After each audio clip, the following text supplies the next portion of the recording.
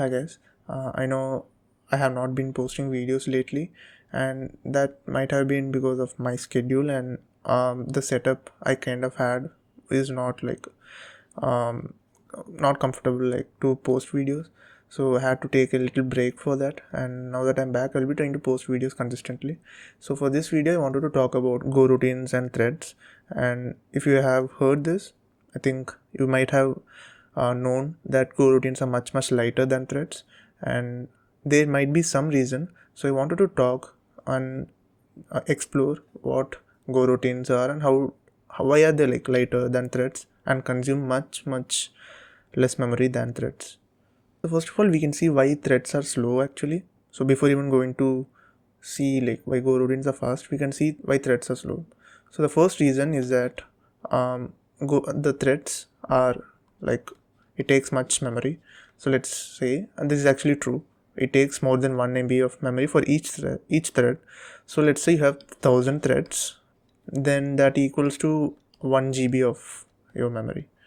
So this is one first reason, let's say, for the reason being that threads are heavy.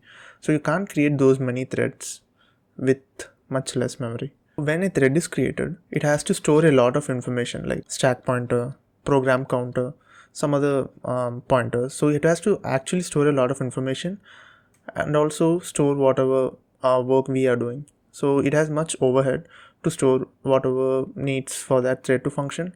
So that is also one of the reasons why it's quite heavy. A single thread has to hold a lot of information even before starting. So that might be another reason why it is very heavy. And the final reason is that I think you know this, because to create a thread and to delete a thread or to remove the thread, you need to call OS each and every time when you are doing, let's say, create or delete.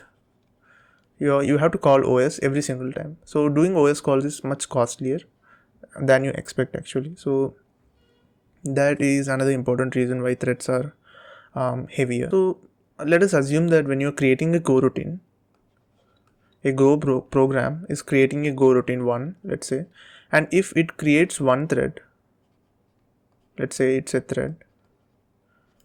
So for each Go routine, you are creating one thread. Then let's say for Go routine 1000, you are creating 1000 threads, right? So that doesn't make sense. Go routines are doing much more than creating one single thread for each Go routine. So they're definitely not going to be creating one thread for each Go routine. They're doing something more efficient in order to handle this problem. So the first important point is that Go routine runs inside the Go runtime. Let's say there's a Go runtime here. Go routines are spawned inside this Go routines itself, but not with respect to the OS or kernel, if you say. So we are not calling the OS first of all to create a Go routine, but we are doing something else which maintains the Go routine and also speak to the OS. So I mean, calling the OS is not a problem. Calling it much frequently is a problem. So in order to create a Go routine, it creates inside the Go runtime. So that is one important point. And also, as we said, threads have overhead data. Like it has to store so many pointers, let's say, to create a single thread. So Go routine does not do that. It only stores very few information, which costs less than 2 KB. So this is the reason why you can create lots and lots of Go routines, even when you're having if you take 2 KB per Go routine, let's say, you can create so much more. Like if you compare it with threads, it's much more. How does Go do this? So Go has something called the scheduler. What it does in scheduler is that the scheduler is something which takes care of creating Go routines and handling Go routines efficiently. So if you have seen, so what Go routine mainly does is that, let's say this is one thread. Okay, let's say this is T1. So instead of creating one thread for each Go routine, what it does is it multiplexes Go routines inside a single thread.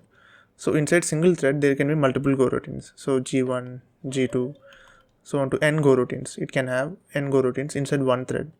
So if this is the case, then you might create much more Go routines like in a single thread. But this has a problem. So the problem here is if there are multiple threads, let's say there is T2 having G1, G2 again. So this is a different thread. So there is no communication between the both threads, right? So to solve this, Go has something called run queue. So what this does is it holds many Go routines of different threads, let's say. So this is T1's Go routine, this is T2's Go routine, and so on. And they can communicate with each other because they are in a single queue. So there is, this solves this problem, the communication problem.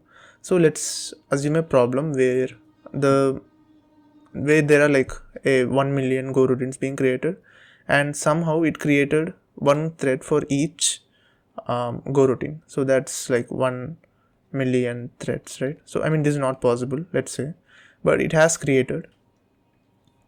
So this is one problem with creating threads. We have to know how much we are creating, right? What Golang does is that it bounds the number of threads which are creating. So, and there is another question, like how many threads are you going to bound? So how many threads are you going to limit it to?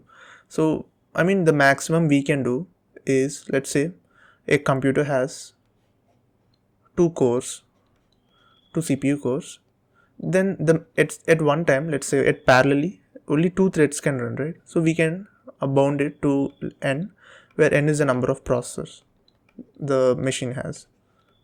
So this takes care of concurrency and also takes care of parallelism. So we are not giving up on any one of them. Golang does another thing which which like reduces the OS call. So the main goal is to reduce the number of OS calls as much as possible. So let's say T1 has been created by the Go program, and then it has finished its job and we have deleted it. So instead of deleting, we could save this somewhere, like we could hold on to this thread, and when we need for a thread, we can just take this thread instead of creating a new one. Let's say we have single run queue, right? So let's say T1 has some blocking call which blocks the entire run queue, right?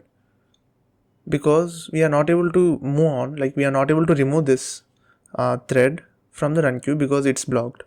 So in that case, we need to do something so as to free up the space and give space to other Go routines or other threads which needs the run queue. So what can be done is, I mean, what is actually done by Golang is that for each thread, it has a run queue.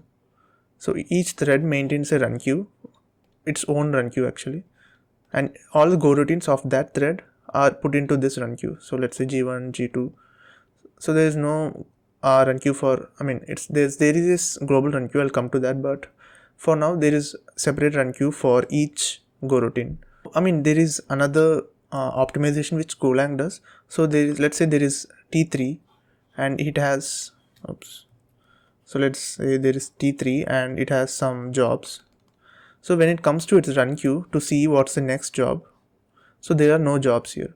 So rather than sitting idle, what T3 does is that it picks a random run queue from the list of run queues available, and it takes half of the job, half of the Go routines from them. So let's say the T2 has 4 Go routines. It takes this G3 and G4 and puts it into its run queue, and it picks them and it just starts processing them. So this technique, what it does is called stealing. I mean, it's literally stealing, but this is to optimize the load between the run queues.